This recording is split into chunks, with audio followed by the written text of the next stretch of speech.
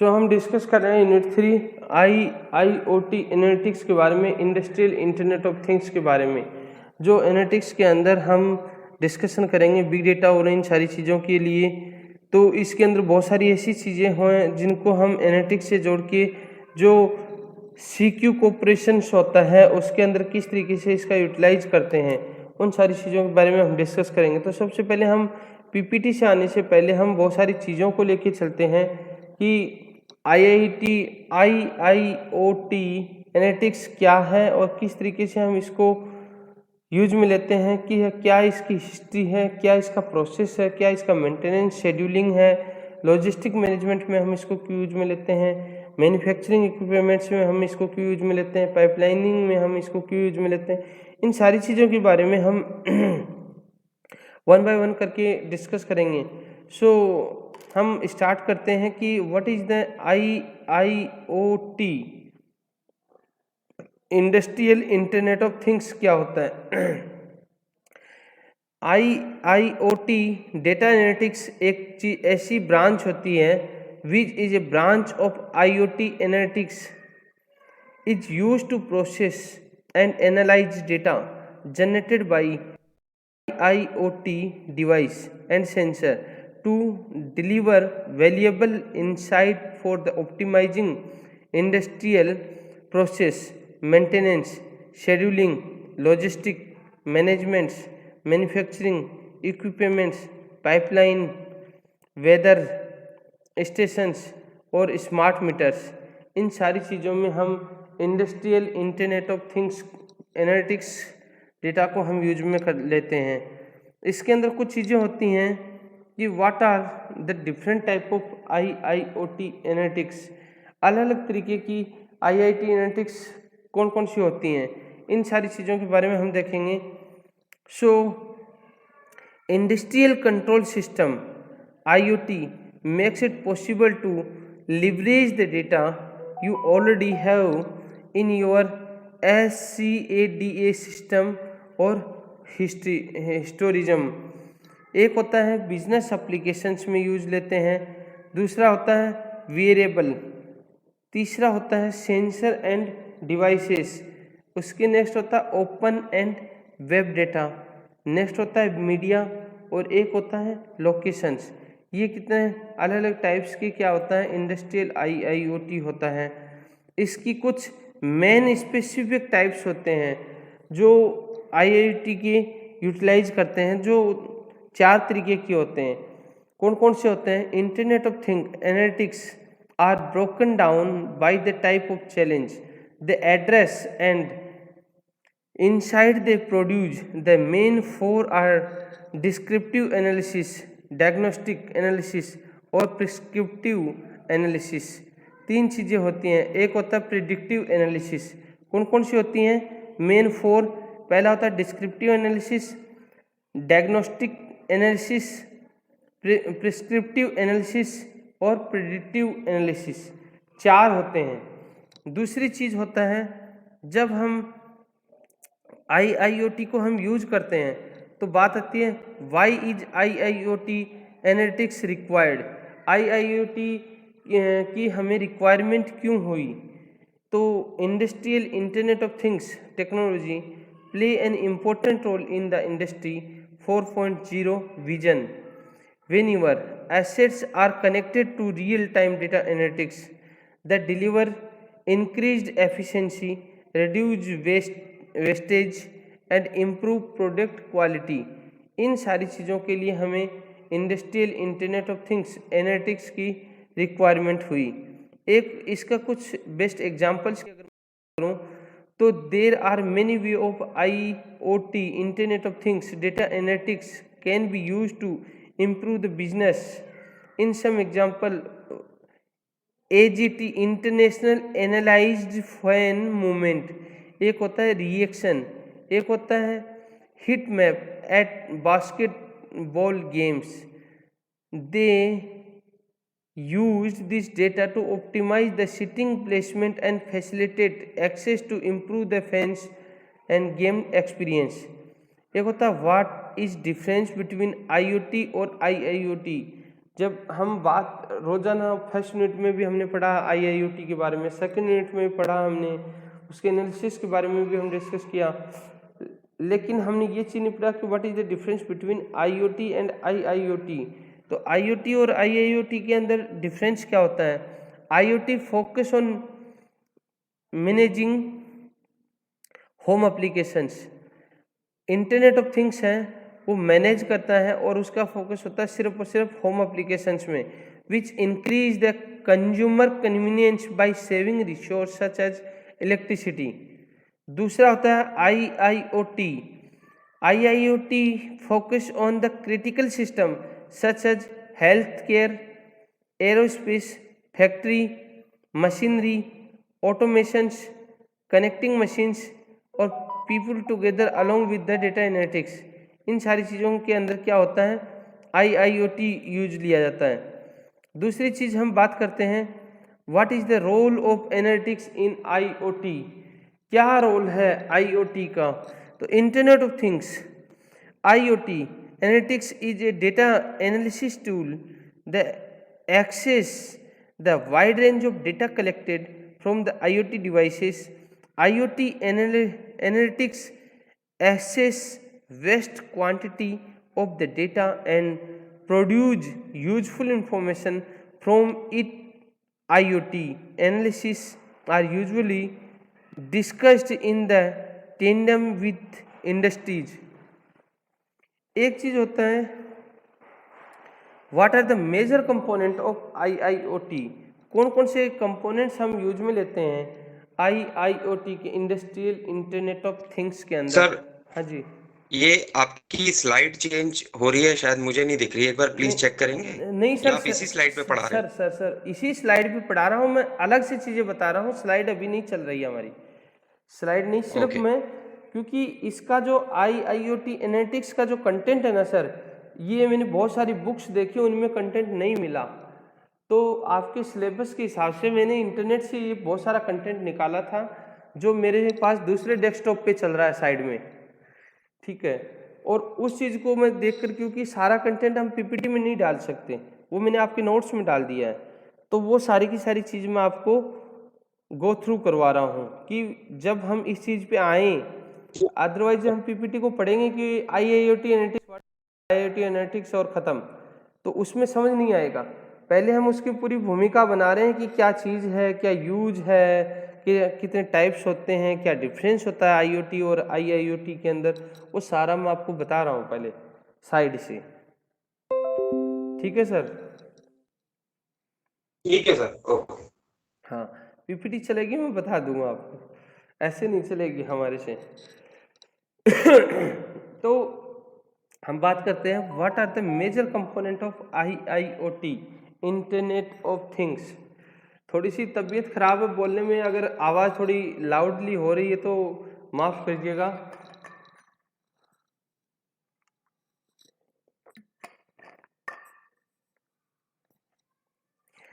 और component, what are the major component of IIoT, तो हम बात करेंगे component that make up IIoT. Smart machines, machines are the integral part of any manufacturing और processing industries। एक होता है sensor, sensor are an integral part of both IoT and IIoT. एक होता है इंफ्रास्ट्रक्चर, एक होता है सॉफ्टवेयर, एक होता है रेडियो, एक होता है कंट्रोलर। ये होते हैं इसके मेजर कंपोनेंट्स। अब इसके आईआईओटी की कुछ टेक्निक्स होती हैं, जो टेक्निक तो बहुत सारी होती हैं, लेकिन मैं कुछ मेजर टेक्निक्स के बारे में आपको बता रहा हूँ। कौन कौन सी होती हैं मेजर टेक्निक्स? जब पर्टिकुलर किसी भी modern analytics 10 fold district categories के अंदर देखते हैं हम, तो होते हैं, एक होता है डिस्क्रिप्टिव, एक होता है डायग्नोस्टिक, एक होता है प्रिडिक्टिव और एक होता है प्रिस्क्रिप्टिव। ये 4 तरीके की होती हैं। इसके कुछ लेवल्स होते हैं। ये जो मैंने अभी टेक्निक बताई, ये पर्टिकुलर किसी लेवल के अकॉर्डिंग काम करती हैं। मेजर लेवल्स होते हैं वो क्या होता है, पहला होता है डिस्क्रिप्टिव एनालिसिस, नेक्स्ट होता है डायग्नोस्टिक एनालिटिक्स, और उसके नेक्स्ट होता है प्रिडिक्टिव एनालिटिक्स, और फिर होता है प्रिस्क्रिप्टिव एनालिटिक्स, जिसके अंदर हम बात करते हैं। तो इसके अंदर जब IoT जो 5 मेजर कंपोनेंट्स होते हैं, तो इसको IoT के साथ में अगर हम रिलेट करके देखें तो इसके अंदर IoT के अंदर कुछ चीज़ें होती हैं जो हम बिग डेटा से यूज करते हैं, और जब हम इंटरनेट ऑफ थिंग्स की हम बात करते हैं तो हमारी जो कोडिंग होती है वो पाइथन में, बिग डेटा, हडूप, ये सारी टेक्निक्स हम इस चीज़ के लिए यूज में लेते हैं जब डेटा को एनालाइज करते हैं तब। तो इसके अंदर एक होता है वेलोसिटी, एक होता है वॉल्यूम, एक होता है वैल्यू, एक होता है वेराइटी, एक होता है वर्टिकली। ये सारी प्रोसेस होती हैं। एक इसका क्या स्कोप है भाई साहब, IIoT ये सब्जेक्ट चल गया, आप भी टाइम दे रहे हैं, मैं भी टाइम दे रहा हूँ, तो ये इसका यूज क्या, स्कोप क्या है। जिस तरीके से हम नॉर्मली प्रोसेस में बात करते हैं कि बीटेक के बाद में क्या स्कोप है, देन इसका स्कोप की बात करते हैं हम। It integrates value other technology like the cyber security, cloud and edge computing, mobile technology, machine to machine, 3D printing, advance robotics, big data, internet of things, RFID technology, cognitive computing. इन सारी चीज़ों के अंदर हम industrial internet of things को use ले सकते हैं। तो अगर इनको यूज ले सकते हैं तो हमें समझ में आनी चाहिए भाई साहब इसके एडवांटेज क्या है, बेनिफिट्स क्या हैं। तो the biggest benefit of IIoT is that it gives the manufacturer the ability to automate and therefore the optimize the operating efficiency. Robotics and automated machinery can work more efficiently and accurately, boosting productivity and helping the manufacturer streamline their functions. इसका benefit यही है IIoT का, particular कोई भी manufacturing industry किसी भी तरीके का कोई भी प्रोडक्शन जब हम कर रही है तो उसको मिनिमाइज ऑप्टिमाइज करके उसकी एफिशिएंसी को इम्प्रूव करना, उसकी रोबोटिक्स के थ्रू उसको ऑटोमेट करना, मशीन को उसकी एफिशिएंसी और उसकी एक्यूरेसी को देखना। दूसरी चीज़ उसकी बूस्टिंग प्रोडक्टिविटी को देखना, उसकी मैन्युफैक्चरिंग स्ट्रीमलाइंस को देखना। इसके बाद में ये सारे इसके बेनिफिट्स होते हैं और ये सारे इसके यूटिलाइज होते हैं। Biggest use internet of industrial internet of things का क्या यूज है, तो पहला सबसे अच्छा यूज होता है इसका प्रोडक्टिव मेंटेनेंस में। जब पर्टिकुलर किसी भी इंडस्ट्री के अंदर कोई भी मशीनरी चल रही है तो उसका जो मेंटेनेंस होता है तो उसके अंदर इसका सबसे ज़्यादा यूटिलाइजेशन होता है। एक होता है प्रोडक्शन विजिबिलिटी, जब किसी भी रो मटेरियल से कोई भी प्रोडक्शन कर रहा है इंडस्ट्री के अंदर तो उसकी जो प्रोडक्ट की विजिबिलिटी होती है, जो इसकी क्वालिटी होती है, उन सारी चीज़ों को ट्रैक करने के लिए IIoT को यूज में लेते हैं। एक होता है supply chain and optimization. Supply chain and optimization का मतलब होता है कि source to destination transport layer एक तरीके से काम करता है इसके अंदर।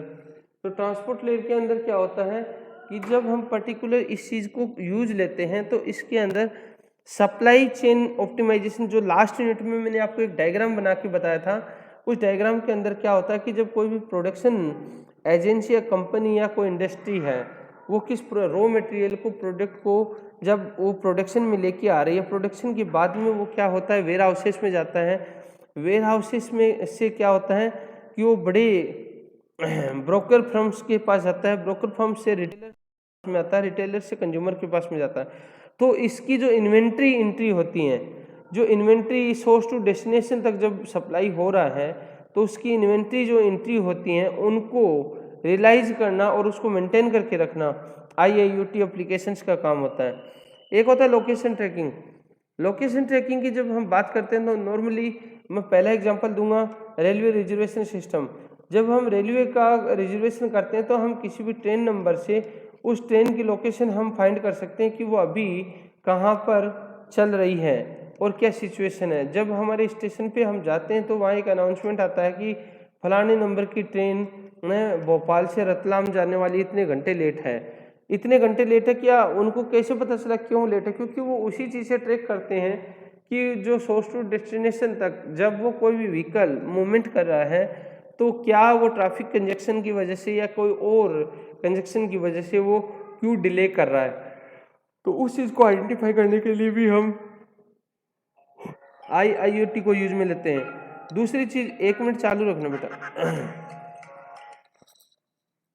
Hello, yes sir.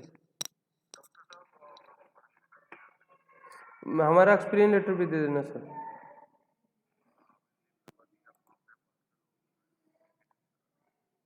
वो करवा, एक्सपीरियंस लेटर बनवा देना, वो सर्वे से आएगा। मैं तो RTO जा रहा हूँ अभी और ले जाएगा। आखिर वो क्या नाम है, दूसरा आया होगा नीलेश।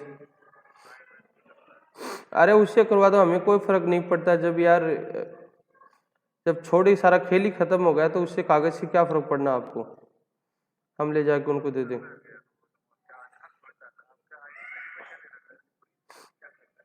नहीं नहीं, कोई नहीं। जब मैंने तो व्यवहार बनाने की कोशिश की थी, जब आपने ही खत्म कर लिया तो फिर मुझे क्या यार, रिश्तेदार निभानी है। ठीक है।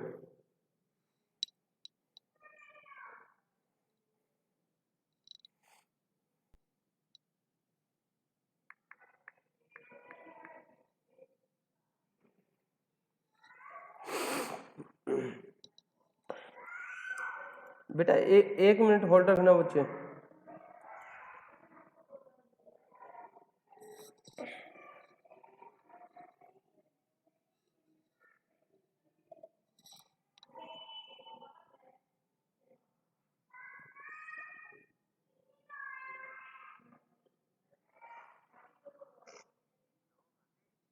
हाँ, उस केशव को मैंने फ़ोन कर दिया था। मैंने कहा भैया रिलीव करवा देना जिससे पहले। हाँ, बोला चेयरमैन आएंगे। मैंने कहा चेयरमैन ने ओके बोल दिया, चेयरमैन आए ना आए 12 बजे तक रिलीव हो जाना चाहिए। तो अभी फ़ोन आया वापस, कहता है कि आप दोनों को रिलीव कर दिया। मैंने कहा एक्सपीरियंस लेटर भी बनवा देना। तो कहता है सत्येंद्र आज आया नहीं है, वो तो मंडे को ले जाना। मैंने कहा नीलेश से करवा। कहता है साइन तो वही करता है। मैंने कहा यार तुम्हारे साथ रिश्तेदार निभानी है क्या हमें, हैं? तो वो लेटर बनवा देना, सर्वे सर आएंगे और लेके चले जाएंगे। अरे सर आप मतलब इतने हाइपर हो रहे हो, हम आपके आईडी का क्या। अरे मैंने कहा यार मेरे से फालतू की बात मत कर, टू द पॉइंट बात कर। आएंगे और लेटर लेके जाएंगे, खत्म। मैंने फ़ोन रख दिया। हाँ, टू द पॉइंट बात कर, रिश्तेदार निभाने की कोशिश मत कर मेरे साथ। हाँ, हो गया। मैंने कहा खेल खत्म तुम्हारा नंगापन। आप एक बार बात कर लो, क्योंकि मैं क्लास ले रहा हूँ सर, क्लास चल रही है मेरी। ठीक है, ओके सर, 12 बजे। ओके।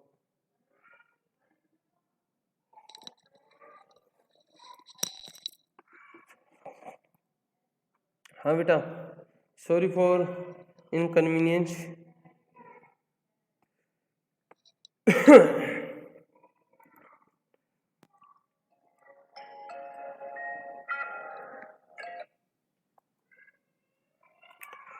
बेटा हम बात कर रहे थे कि predictive maintenance, product visibility, supply chain optimization, location tracking, quality monitoring और समरीज के बारे में। तो इन सारी चीज़ों को हम यूज में लेते हैं।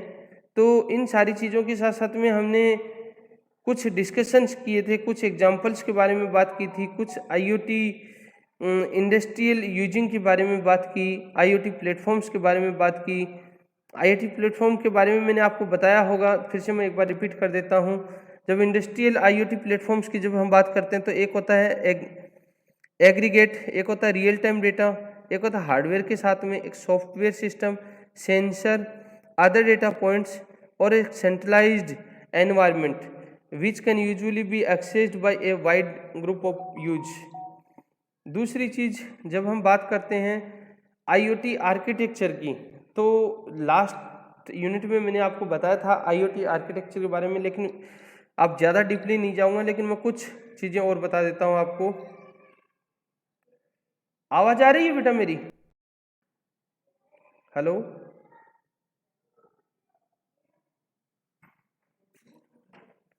Hello hello. यस। ओके, बोल जाया करो बेटा, वो नीचे रहती है ना स्लाइड, पता नहीं चलता है। तो इसके अंदर जब हम बात करेंगे, तो इसके अंदर जब आईआईओटी आर्किटेक्चर की जब मैं बात करता हूँ, तो आईआईओटी आर्किटेक्चर के अंदर हम क्या करते हैं, is defined by the layer of interaction. पहला होता है हमारा लेयर, जिस तरीके से हम कंप्यूटर नेटवर्क के अंदर जब हम किसी भी नेटवर्क की बात करते हैं तो उसके अंदर ओएसआई लेयर्स होती हैं। ओएसआई लेयर्स को जब हम यूज में लेते हैं तो कुछ लेयर्स होती हैं। कौन कौन सी लेयर्स? लाइक फिजिकल होता है, फिर फिजिकल के बाद में कौन सा होता है, डेटा लिंक लेयर होता है, फिर नेटवर्क लिंक लेयर होता है, ट्रांसपोर्ट होता है, फिर सेशन होता है, फिर प्रेजेंटेशन होता है और एप्लीकेशन लेयर होता है।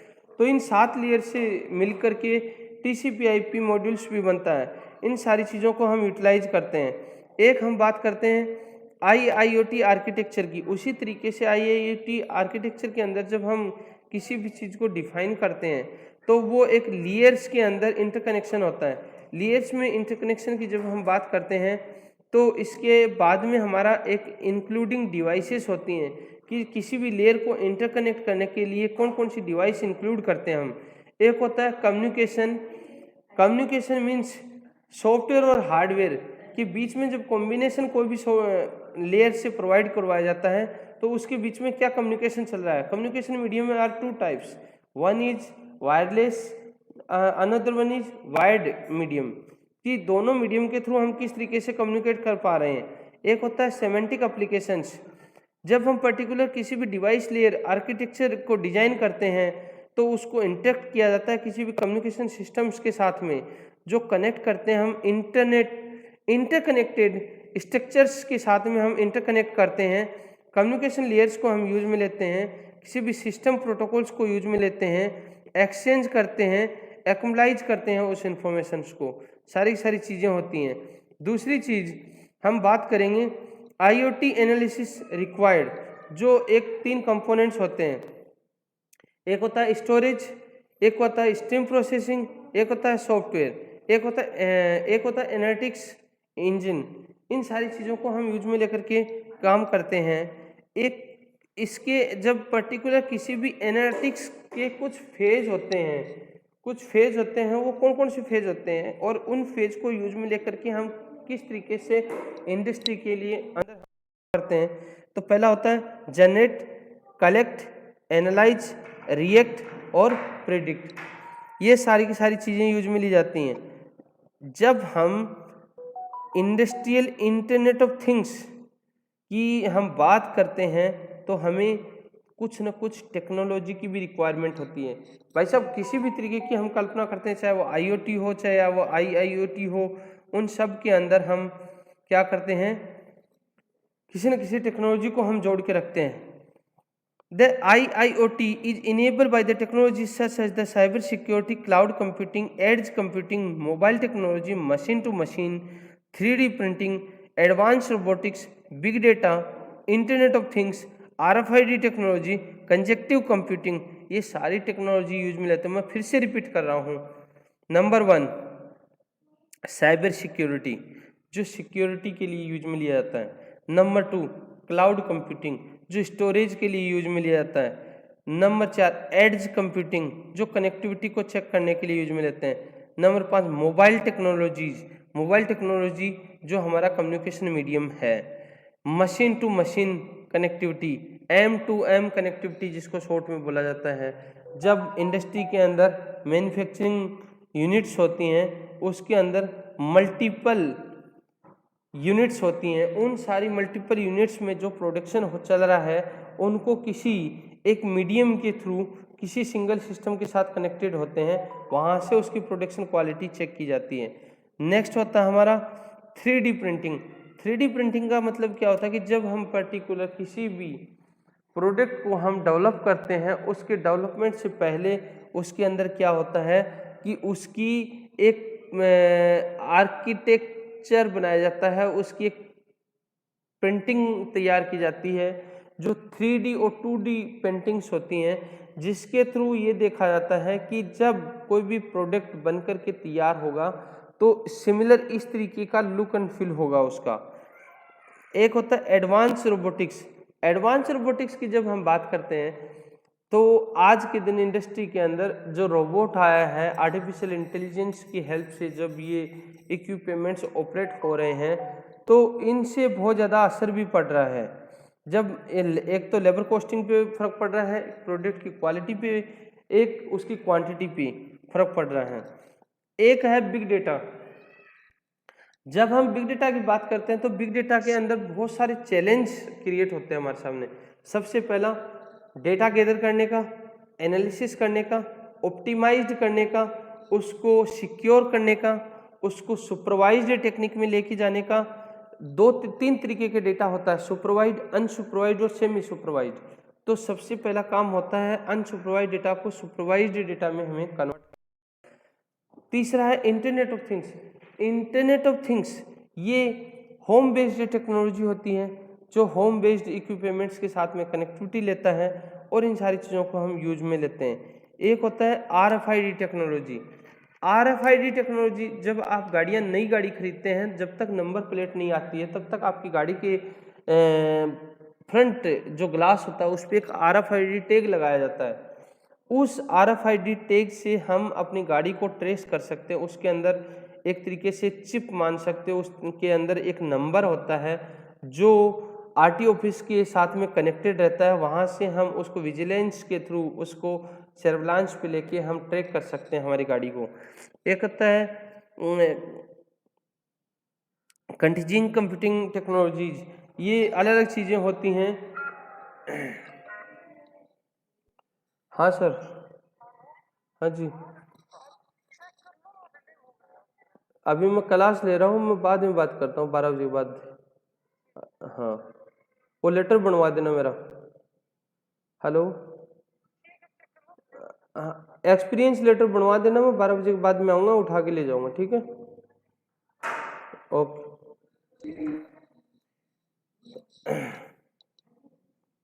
दूसरी चीज, जब हम बात करते हैं, कहाँ पर दिमाग भटक गया है। हाँ, ये सारे के सारे इसकी टेक्नोलॉजीज थी। अब इसकी कुछ फेज होते हैं। IoT एनालिटिक्स के कुछ फेज होते हैं। कौन कौन से फेज होते हैं? एक होता है creation, testing, processing, consumption and reuse. अब ये फेज पे मैं दोबारा बाद में आता हूँ, उससे पहले मैं आपको एक और बताता हूँ। जब हम पर्टिकुलर सपोज कोई भी सॉफ्टवेयर डेवलप करते हैं तो उसी चीज से रिलेट करना आप उस चीज को। जब हम इंडस्ट्री के अंदर किसी भी तरीके का कोई भी प्रोडक्शन कर रहे हैं, चाहे वो सॉफ्टवेयर से रिलेटेड प्रोडक्शन कर रहे हैं, चाहे वो किसी भी मैन्युफैक्चरिंग से रिलेटेड प्रोडक्शन कर रहे हैं, तो उसके 5 फेज होते हैं। कौन कौन से होते हैं? सबसे पहला होता है एनालाइज।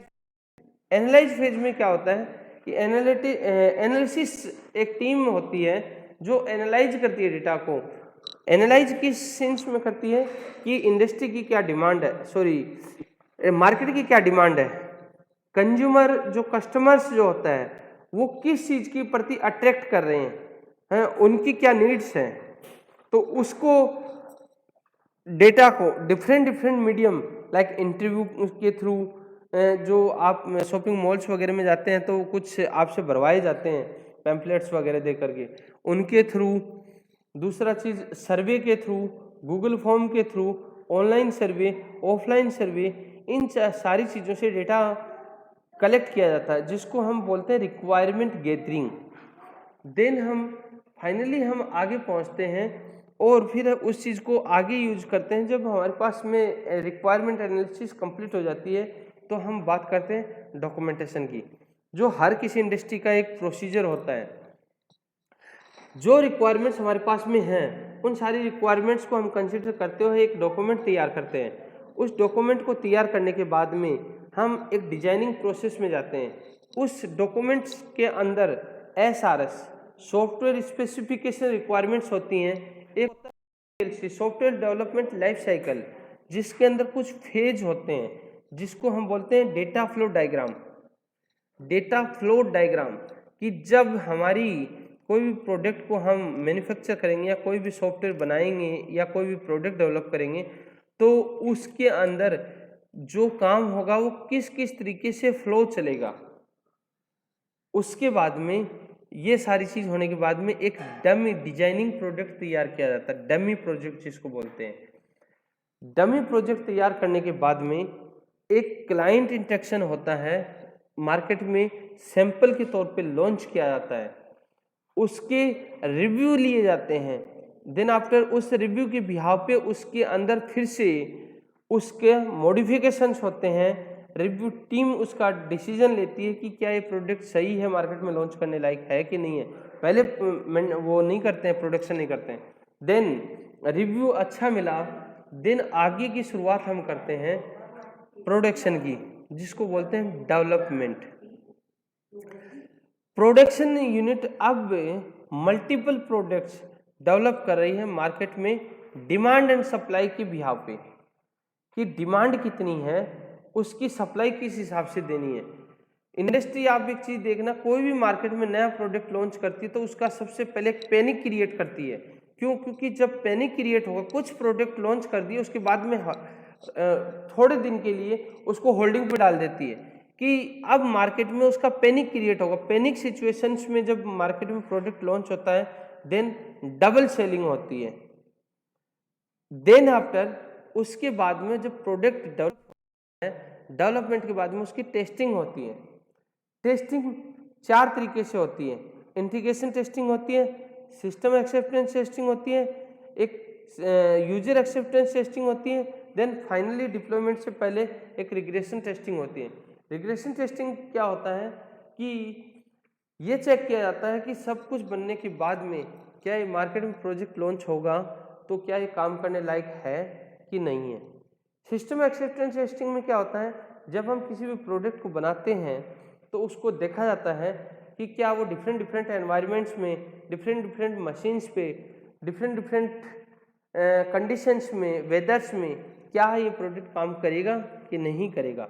दूसरा चीज़ यूजर एक्सेप्टेंस टेस्टिंग, यानी कि कुछ डमी यूजर्स लिए जाते हैं और उनको वो प्रोडक्ट यूज के लिए दिया जाता है, फिर उनसे उनके रिव्यू लिखवाए जाते हैं कि क्या ये प्रोजेक्ट या ये प्रोडक्ट आपको यूज करने के बाद में, आप लोगों को शायद पता नहीं होगा, मैंने दिल्ली में देखा है, जो बड़ी बड़ी कंपनियां कोई भी प्रोडक्ट जब लॉन्च करती हैं तो इनकी कुछ ग्रुपिंग होती हैं, उनको पैसा देते हैं और वो एक एक जगह पॉइंट्स बना देते हैं, वहाँ पर बुलाते हैं, उनको वो चीज़ दी जाती है, फिर बोलते हैं आप इनको यूज कीजिए, फिर आप इसका रिव्यू दीजिए। उसका 500-1000 रुपये उनको देते हैं, 2 घंटे 3 घंटे का जो भी सेमिनार होता है उसके अंदर। तो वो यूजर एक्सेप्टेंस टेस्टिंग होती है एक तरीके से। तो उस चीज़ से उनको वो डेटा कलेक्ट करते हैं, देन वो इंडस्ट्री में सबमिट करते हैं टीम को कि हाँ ये सेटिस्फैक्ट्री है प्रोडक्ट। देन उसको क्या होता है, लास्ट डिप्लॉयमेंट होता है। जब डिप्लॉयमेंट होता है तब मार्केट में वो प्रोडक्ट लॉन्च किया जाता है। लॉन्चिंग के बाद में एक होता है कस्टमर सपोर्ट मेंटेनेंस डिपार्टमेंट, यानी कि जो भी प्रोडक्ट मार्केट में लॉन्च हो रहा है तो उसका एक कस्टमर सपोर्ट होता है कि जब हमें किसी भी तरीके की कोई भी प्रॉब्लम्स क्रिएट हो रही है तो हम उस टोल फ्री नंबर पे कांटेक्ट करते हैं। अगर वहाँ से नहीं होता तो उनके सीनियर मेंबर्स होते हैं, टेक्निकल मेंबर्स होते हैं, उन सारी चीज़ों को भी हम कनेक्ट करते हैं और यूटिलाइज करते हैं। ये सारा का सारा खेल होता है इंडस्ट्री में किसी भी प्रोडक्ट को डेवलप करने का, लॉन्च करने का। एक होता है जब इसके अंदर IIoT एनालिटिक्स के अंदर जो प्रोसेस होते हैं उनकी मैं बात करता हूँ। पहला होता है क्रिएशन, जो मैंने आपको बोला था, फिर होता है टेस्टिंग, फिर होता है प्रोसेसिंग, फिर होता है कंज्यूमशन, होता है रीयूज। ये सारा का सारा इसका लाइफ साइकिल का एक प्रोसेस होता है सर। अब लास्ट एक चीज़ और बताऊंगा मैं, कुछ 5 इसकी अप्रोच होती हैं। कौन कौन सी होती हैं वो जो मैं आपको बार बार बता चुका हूँ, डिस्क्रिप्टिव, प्रेडिक्टिव, डायग्नोस्टिक, प्रिस्क्रिप्टिव और कंजेक्टिव। अब होता है एक, इसके 7 पिलर्स होते हैं। कौन कौन से पिलर्स होते हैं? एक होता है डिवाइस मैनेजमेंट, एक होता है एप्लीकेशन मैनेजमेंट, एक होता है डिजिटल ट्विंस, एक होता है इंटीग्रेशन, एक होता है सिक्योरिटी एंड कंप्लेंट्स, एक होता है डेटा मैनेजमेंट, एक होता है एडवांस एनालिटिक्स। ये सारे के सारे इसके फेज होते हैं। अब इसका फीचर क्या है भाई साहब? इसका फीचर यही है,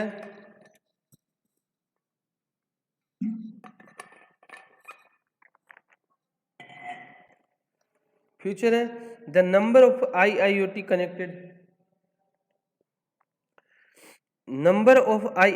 connected devices is expected to double by 2022. The next generation of IIoT devices are being designed to support current emerging technologies such as artificial intelligence, cloud machine learning, mobility, virtual reality, augmented reality. ये सारे इसके क्या हैं, features हैं।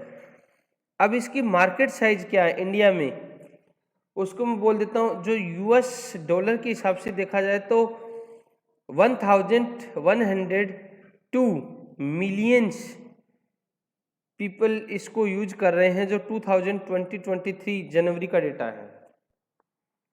ये सारा का सारा आपका था।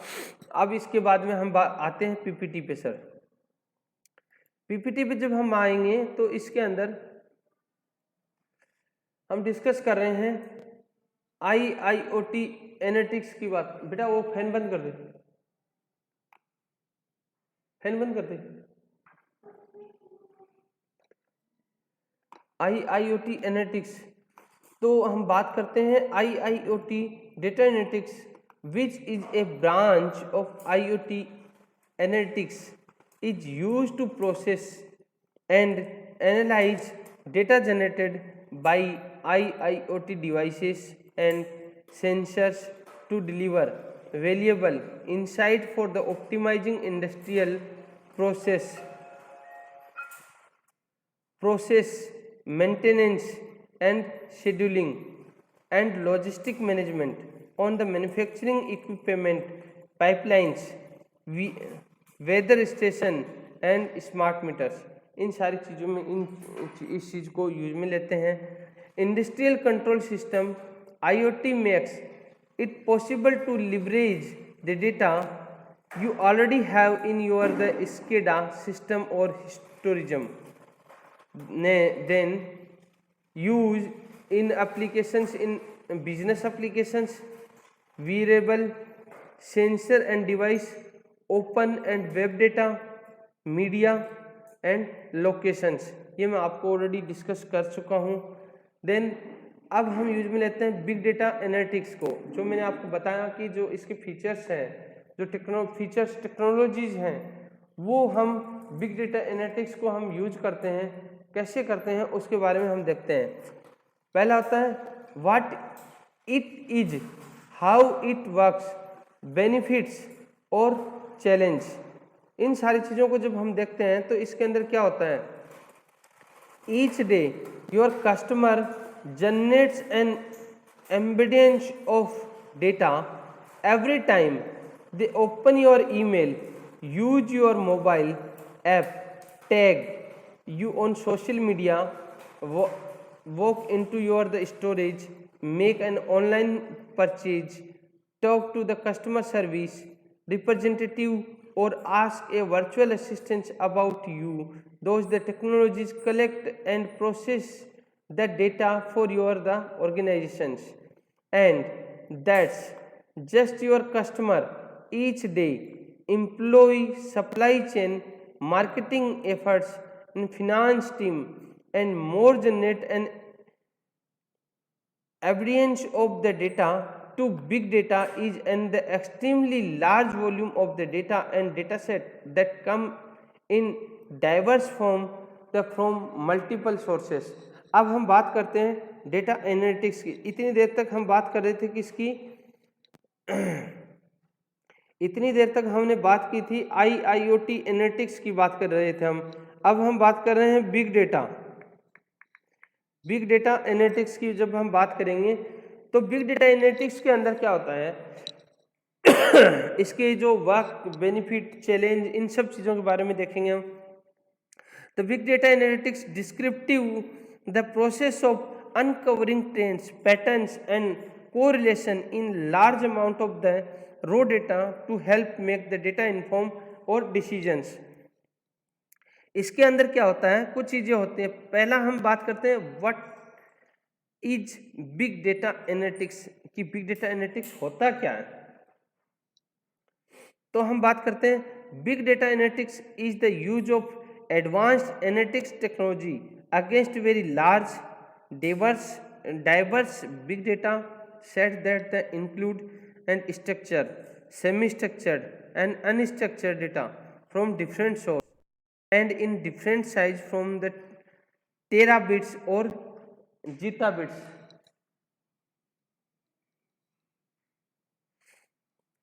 दूसरी चीज होता है what is big data analytics with example.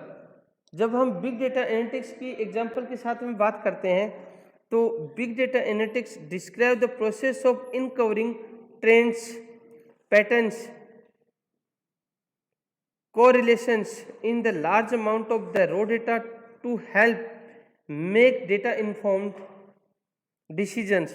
These process use the familiar statistical analysis technology like the clustering and regression and apply them to more expensive data set with the data in the cloud or big data analytics.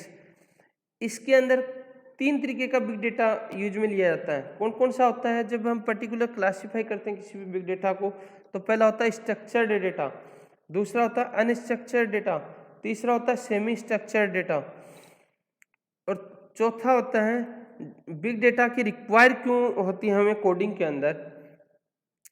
Learning how to code is an essential skill in the big data analytics.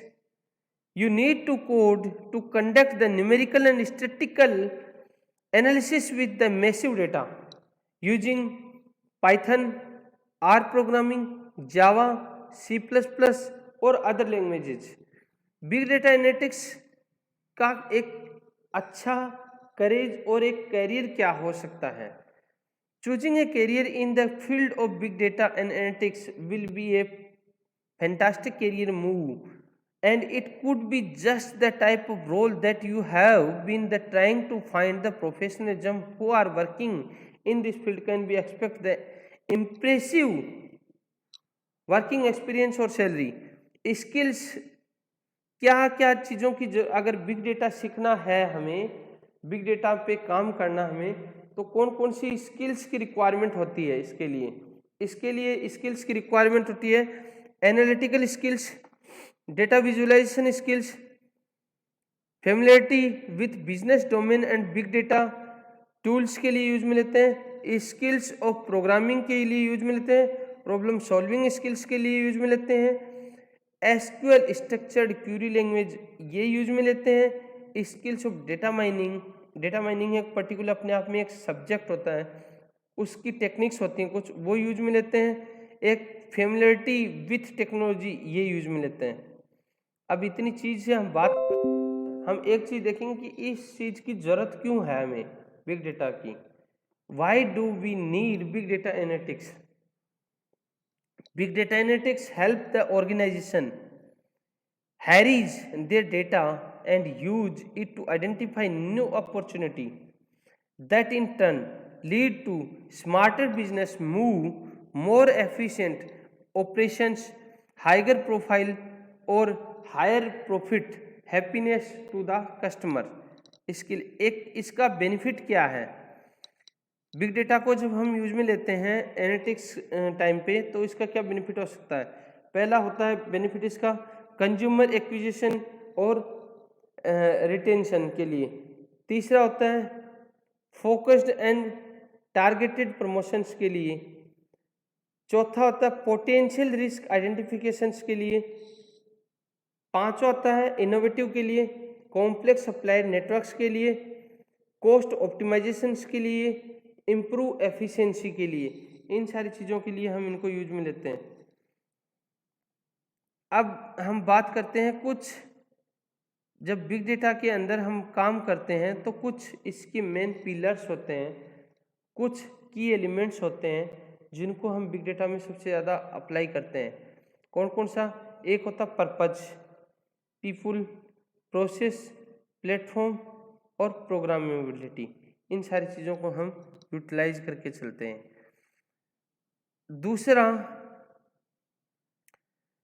इसके अंदर big data का कुछ examples मैं आपको देखिए बता रहा हूँ कि कौन कौन सी चीज़ों में हम बिग डेटा को अप्लाई कर सकते हैं।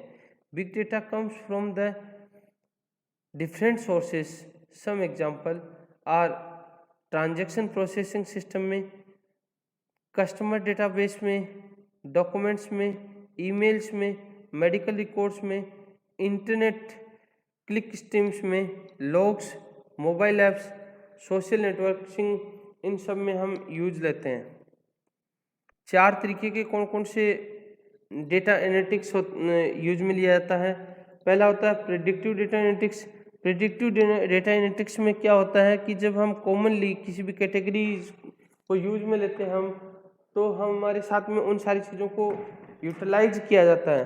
एक होता है प्रेडिक्टिव डेटा एनालिटिक्स, एक होता है डायग्नोस्टिक डेटा एनालिटिक्स और एक होता है डिस्क्रिप्टिव डेटा एनालिटिक्स। अब जब हम किसी भी बिग डेटा एनालिटिक्स में हम काम करते हैं तो हम उस चीज़ को एक नॉर्मल वे में देखें कि सपोज जैसे गूगल पे हम काम कर रहे हैं तो गूगल के अंदर बिग डेटा की कहाँ पर क्या यूटिलाइजेशन होता है। तो Google use big data to understand what we want from it based on several parameters search history, location, trends and many more. इन सारी चीज़ों के लिए हम इनको यूज में लेते हैं। दूसरा, हम बात करते हैं regression analysis, factor analysis, cluster analysis, time series analysis, sentiment analysis. इन सारी चीज़ों में हम इनको अलग अलग मेथड्स के रूप में इसको अप्लाई करते हैं। जब हम नेक्स्ट बात करेंगे हम इसके अंदर कि पीपीटी पे आते हैं, many organisations have recognized the advantage of the collecting as much data as possible, but it's not the enough just to collect and store big data. You also have to put it to use. Thanks to rapidly growing technology, organization can use big data analytics to transform terabytes of data into actionable insight। और एक होता है what is big data analytics, क्या है, जो मैं आपको बता चुका हूँ। Big data analytics is the often complex process of the examining big data to uncover information such as hidden pattern, correlation, market trends and customer prescriptive that can help organization make informed business decisions। Next होता है on a broad scale data analytics technology and technique give the organization a way to analyze the data sets and the gather new information। business intelligence query answers basic questions about business operations and performance।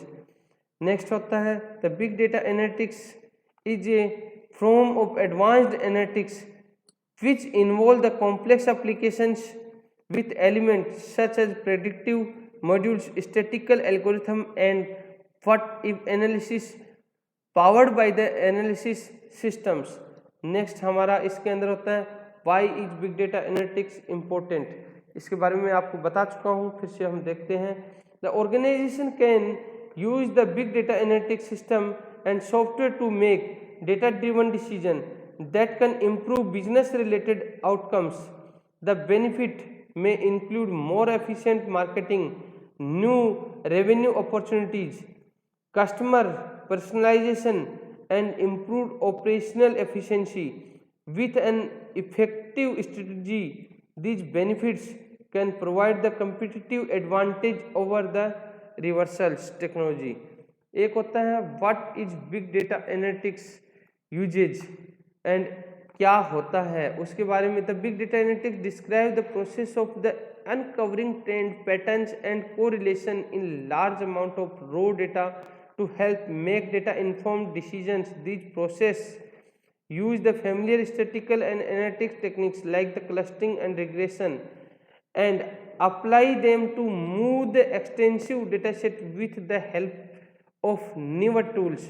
next होता है big data has been a world since the early 2000 when the software and hardware capabilities made it possible for the organizations to handle large amount of the unstructured data. Next है हमारा since then new technology from the Amazon to the smartphone have the contributed even more to the substantial amount of the data available to organize what is big data analytics. एक होता है big data analytics describe the process of the uncovering trends, patterns and correlation in large amount of raw data to help make data informed decision. These process use the familiar statistical analytics techniques like the clustering and regression and apply them to more extensive data set with the help of newer tools. The big data has been a buzzword since the early 2000s when the software and hardware capabilities made it possible for the organization to handle large amount of the unstructured data. Since then, new technology from the Amazon and smartphones have the contributed even more to the substantial amount of the data available to the organization. With the exploration of the data, early innovations project like the Hadoop, Spark, NoSQL database were created for the storage and processing of big data. This field continues to evolve as the data engineer look for way to the integrate the vast amount of the complex information created by the sensor, network, transactions, smart device, web usage and more so on. ये था आपका सारा का सारा खेल. अब हम बात करेंगे. Excuse me sir. हाँ ये हडूप, स्पार्क, ये सब क्या है?